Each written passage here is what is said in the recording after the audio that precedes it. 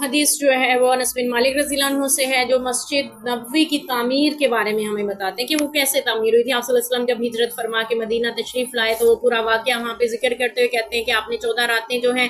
وہ ایک قبیلے میں یعنی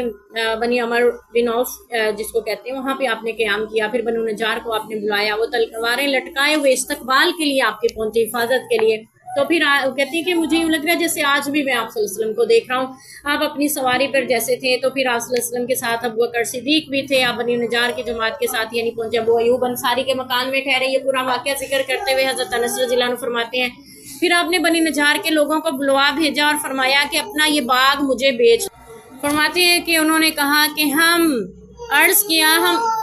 انہوں نے کہا کہ ہم آپ سے قیمت نہیں لیں گے مگر اللہ بزرگوں برتر سے، یعنی اللہ تعالیٰ سے ہم قیمت لیں گے، آپ سے نہیں لیں گے۔ تو پھر فرماتے ہیں کہ حضرت انس رضی اللہ عنہ نے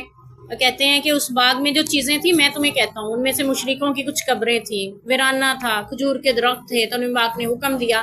کہ مشرکوں کی قبریں کھود ڈالی گئیں، پھر حکم دیا ویرانے کو برابر کر دیا جائے، درختوں کو کاٹ دیا جائے، پھر کھجور کے درخت مسجد کی جانب قبلہ کی طرف نصب کر دیے گئے۔ ان کی بندش اور پتھروں کی مدد سے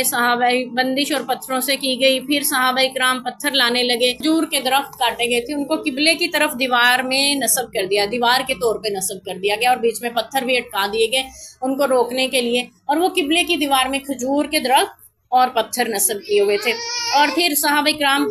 اکرام بھی پتھر لا رہے تھے اور آپ صلی اللہ علیہ وسلم بھی ان کے ساتھ تھے، اور یہ رجز پڑھ رہے تھے، اللہم لا خیر الا خیر الاخرہ، اے اللہ بھلائی یا فائدہ یا نفع جو ہے وہ کوئی فائدہ نہیں ہے سوائے آخرت کے۔ فاغفر للانصار والمہاجرہ، بس تو مہاجرین کو بھی بخش دے اور انصار کو بھی بخش دے۔ اللہم لا خیر الا خیر الاخرہ فاغفر للانصار والمہاجرہ، یعنی ایک طرح سے رجز شعر جس کو ہم کہتے ہیں وہ پڑھ رہے تھے آپ صلی اللہ علیہ وسلم، اس سے مہاجرین اور انصار کا حوصلہ بھی بڑھ رہا تھا، نبی پاک کی دعائیں بھی مل رہی تھی، اور وہ